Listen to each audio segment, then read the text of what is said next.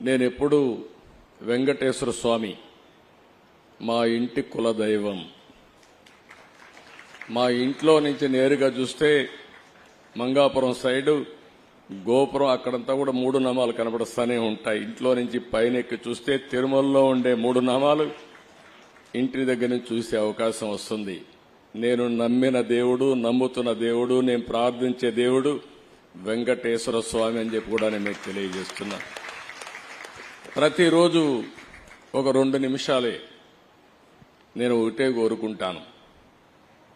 దండం పెట్టుకొని 1 నిమిషం ప్రార్థన చేసి, ఇప్పుడు ఒకసారి చూస్తే నాకు ప్రాణ భిక్ష పెట్టింది కూడా వెంకటేశ్వర స్వామి. అదొక మిస్టరీ కూడా.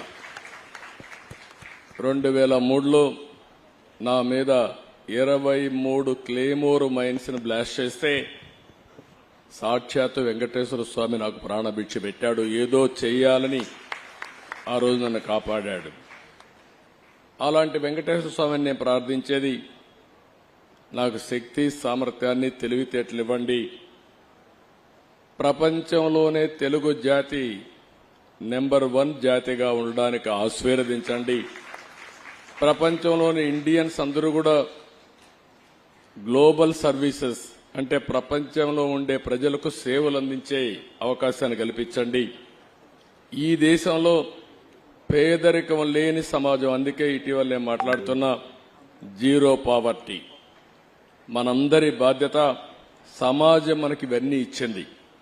ఈరోజు నేను ఒక ముఖ్యమంత్రిగా ఉన్నా, రమణ గారు former chief justice of India అయినా, లేకపోతే వేదిక పైన ఉండే పెద్దలు కొంతమంది మంత్రులైనా, ఇక్కడికి ఉండేవాళ్లు వివిధ రంగాల్లో బ్రహ్మాండంగా రాణిస్తున్నా, ఇది మనకు సమాజమే ఈ అవకాశం ఇచ్చింది.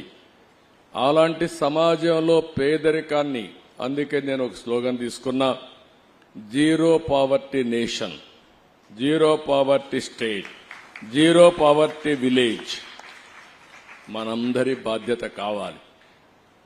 సంపద కొంతమందికి పరిమితమై పేదవాళ్లు పేదరికంలో మగ్గుతా ఉంటే అది మంచిది కాదు. ఈ విషయం మనం గుర్తుపెట్టుకోవాల్సిన అవసరం ఉంది.